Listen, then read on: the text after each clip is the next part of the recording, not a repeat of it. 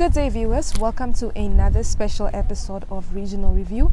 I am your host, Tunohole Mungaba, and I will be your host for today's Friday Regional Review recap. And this is the show where we see what has transpired in all four corners of the country.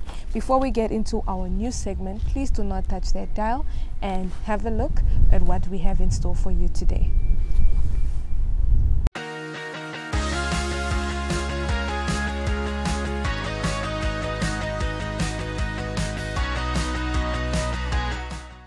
For our promo calendar today it is Iced Tea Day, International Iced Tea Day. For those who do not know what iced tea is basically your normal tea, but it's served as a cold beverage. They come in different flavors and they are also infused with other ingredients that gives it an extra kick. Please watch the short promo video that Namibia Media Holdings and Regional Reviews team has prepared for you.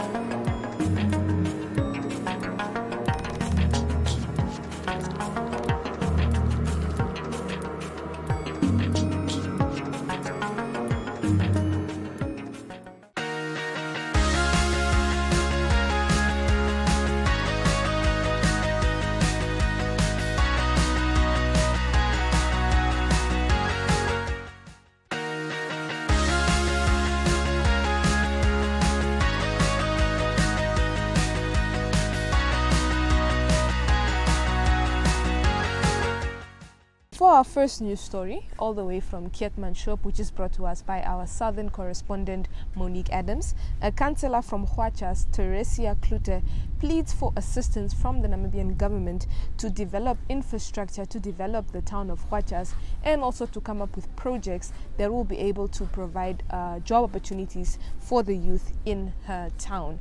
Please watch the short video that Monique Adams has prepared. Teresia Klute, who is a councillor from Hwachas, and this is what she had to say. Wil ek tog vra, ons het hier voor ons, maar kom ek praat nou van ons, dis mos nou ons.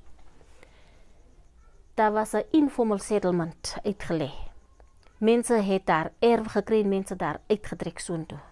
Baie van daardie mense, die meeste van die mense daar, as dit nie nog almal is nie, is werklose mense. Hierdie mense, daar is nie water op, daar is nie water en krag nie.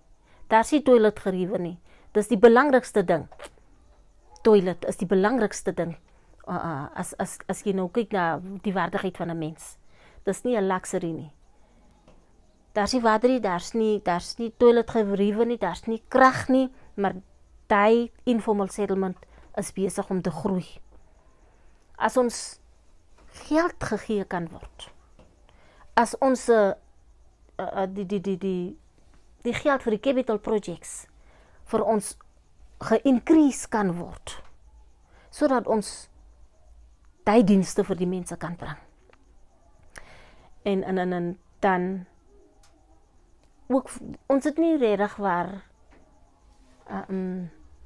vermaklikheid wat ons vir die mense kan gee in hierdie Hwachas nie.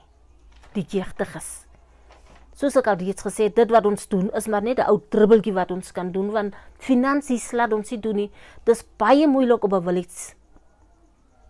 En veral op 'n village soos hierdie, waar die werkloosheidssyfer so hoog is, waar ons nie regtig waar inkomste het nie. Ons moet baie noukeurig te werk gaan met ons geld. So kan ons nie by ons jeugdiges uitkom op die gevraagde manier nie. As die minister vir ons, as hulle self kom na Hwachas en met ons kom sit en kom engage met ons en self gaan na die in Hwachas rond beweeg en kyk nou hoeveel grond ons het, wat ons kan baie doen, ons het groot grond. Ons kan baie doen, maar ons het nie geld nie. So as hulle vir ons die een keer ordentlik kan help met geld, dan kan ons once and forever 'n ordentlike ding doen. Waar ons jeugdiges kan uplift, hulle se leefstandaard kan aanhelp en ophelp.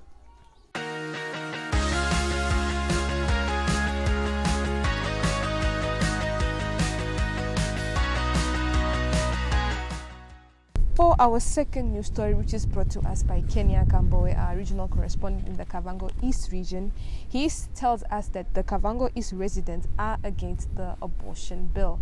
There has been numerous reports of unsafe abortions that has happened in that part of the country, and the abortion bill has been rejected by the young people, by the residents of the Kavango East. Please watch this video for more. Check out the next video of Pastor Ndumba, who strongly expressed his reasons for opposing abortion.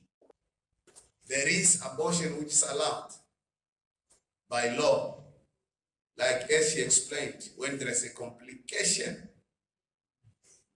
and the medical doctor needed to approve that to save someone's life, then it's allowed to abort.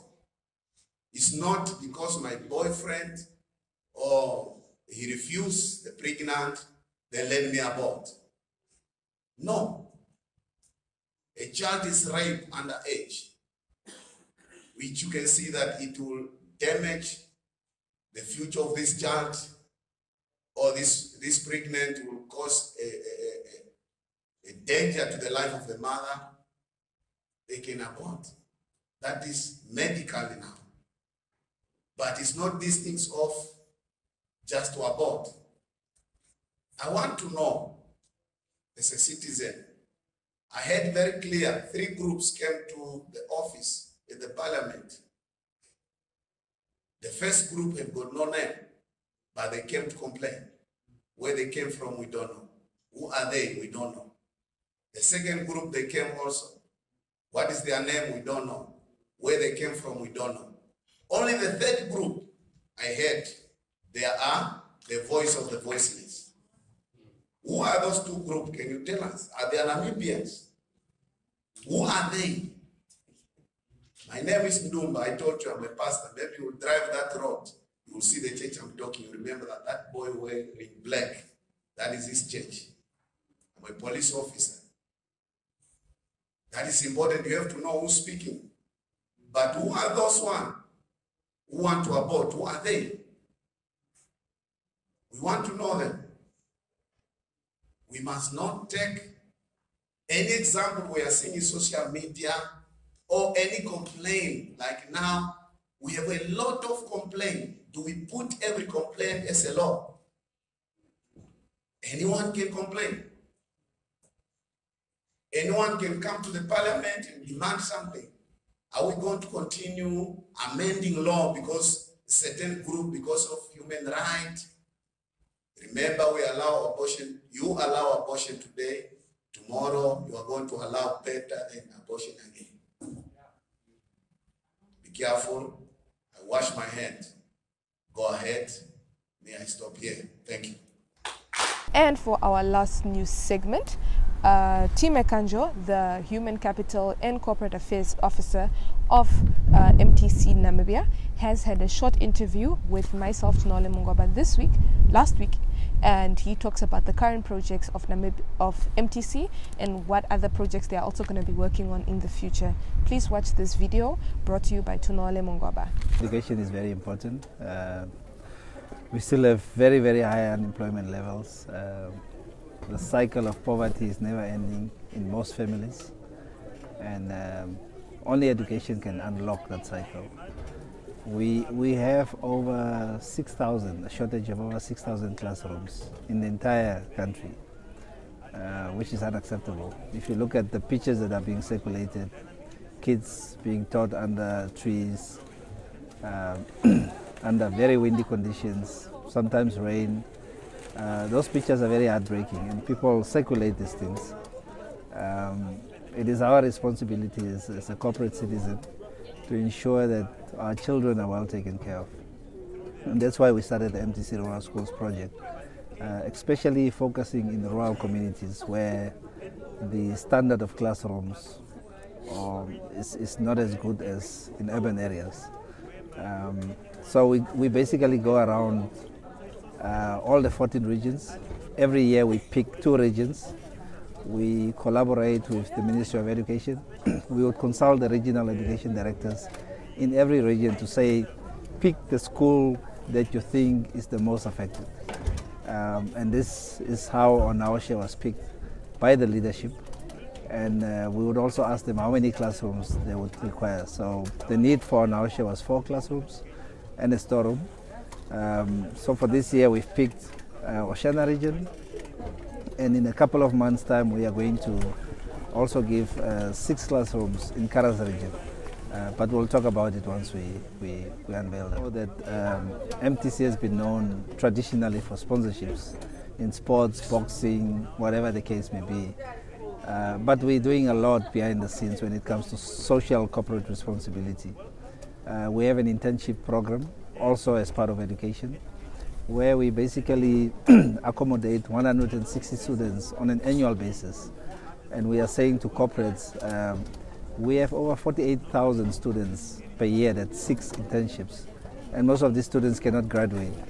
So we're paying them an amount of 3,000 per month, just as an allowance over a period of 3 months, and we are saying to all the corporates, can you accommodate the students? They would accommodate the students, we pay them.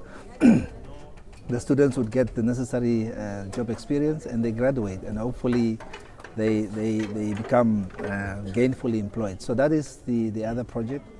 We also have land delivery. So 2 very important things is education and housing as well. We have a housing crisis in the country due to the I think there was a recent survey that says we are one of the most unequal countries in the world. So there's 2 things that we do as far as housing is concerned. 3 years ago we gave $10 million Namibian dollars to the Standard Bank Buy a Brick project through the Sheikh Dwellers Federation. We just completed the 270 low-cost houses a couple of months ago. But what we are now continuing to do is we have a partnership with Development Workshop Namibia. They go around, they sit with municipalities, and the municipalities would avail land to them on a first-come basis, and they would service the land. Once the land is serviced, they would then give these service plots to people who want to build low-cost houses.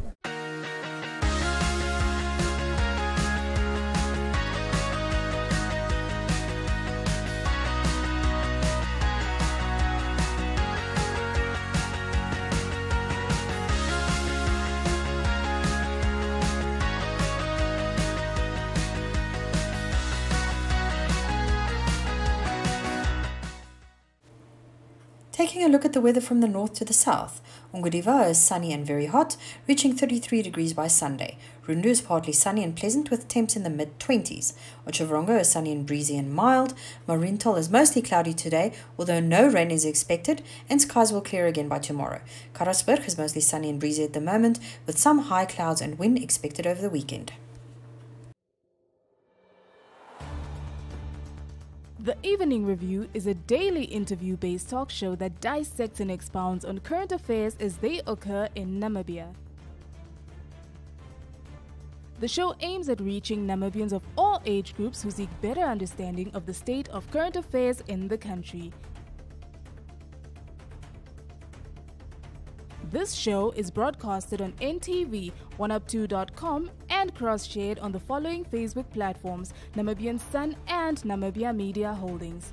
The Evening Review focuses on interviews, latest news, and up-to-the-minute current events.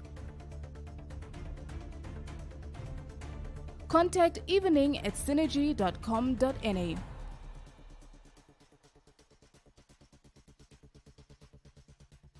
Evening Review, unpacking today's pertinent issues.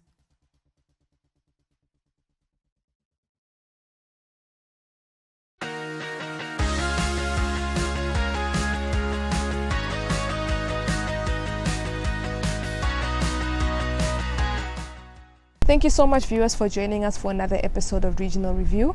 From myself, Tunohole Mungaba, the Namibia Media Holdings team, and the Regional Reviews team, it is goodbye. Stay safe. Let us do our best to drive safely this weekend for those who are traveling, and let us make sure that we play our part to combat the COVID-19 infections. From myself, Tunohole, it is goodbye.